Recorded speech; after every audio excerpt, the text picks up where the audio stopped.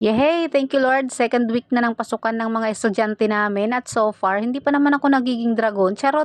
Hi guys! Mini vlog for today! Anyway, Monday nga ngayon, syempre may pasok nga ang ating mga estudyante kaya naman maaga nga ang gising ng ating mga inahin katulad ko. Alas 4 ng madaling araw gising na nga ako at pagkagising ko nagsaing na nga kaagad ako. Habang nakasalang yung sinaing ko, sinabay ko na nga rin yung pagluluto ng ulam na Idriel. Hotdog nga lang yung kanyang pang-almusal tapos ito namang chicken ang kanyang pangbaon. Sorry na agad sa aking voice over dahil napakasakit ng singaw ko guys, nandito pa talaga sa may puno ng dila. So ayun na nga, habang naghihintay ako maluto yung kanin tapos yung ulam niya ay naglagay na nga ako ng tubig sa kanyang tumbler. At maya maya nung maluto na nga yung kanin, nagsandok na nga ako sa kanyang may baunan para lumamig nga ito. Maaga pa naman sa mga oras na yan at mga 4:30 pa nga lang ng madaling araw kaya naman hindi ko muna siya ginigising. Pagkatapos ko magsandok ng kanyang pambaon, ayan ito namang bag niya ang hinarap ko dahil sabi ko napakabigat naman ng bag niya at napakaraming libro. Inilipat ko nga lang yung mga libro niya dito sa may kulay orange na tatchikis niya dahil nga napakabigat. Sabi ko sa kanya dito na nga lang para hindi naman siya mahirapan. At sa susunod ito nga ganitong bag ang aking bibilhin para mas matibay. Eto kasi nga tatchikis niya ay ginamit pa niya to nung last year nung grade 6 siya. Medyo may sira na nga ito kaya naman sabi ko kay Idriel ingatan nga niya para hindi naman kaagad masira dahil wala pa nga akong pambili. Naghahanap nga din ako sa online na maganda-gandang bag na parang atachikis para nga lalagyan ng kanyang mga libro. Dahil kapag sa bag nga niya nilagay parang makukubang ang batang to kaya naman tinanggal ko nga doon. Katapos ko naman ayusin yung kanyang bag, ayan magsasandok na nga ako ng kanyang pang-almusal. 4:40 na nga rin kaya sabi ko tamang-tama nga lang yung pagising ko sa kanya. Habang hindi pa nga to gising, ayan sinalin ko nga muna itong mainit kong tubig dito sa aking aesthetic na termos. Katapos inayos ko nga lang tong aming pinakasala dahil nga dito nga siya palagi kumakain. Etong aming sofa guys, hindi ko pa nga rin talaga naayos yan at hindi ko pa nga naibabalik yung mga cover niya.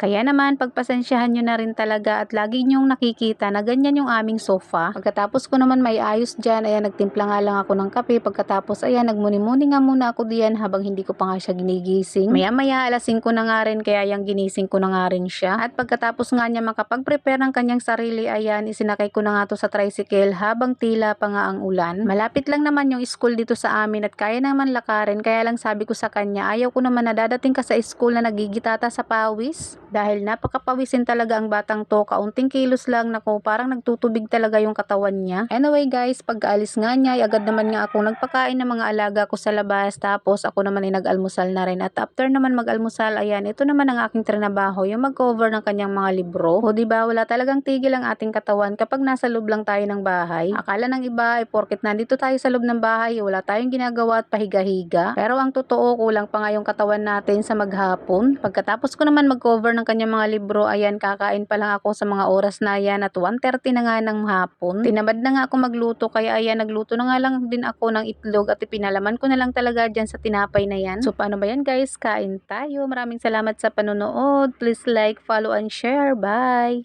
See you in my next mini vlog. Maraming salamat Lord sa lahat ng blessing na pinagkakaloob mo sa amin. Bye!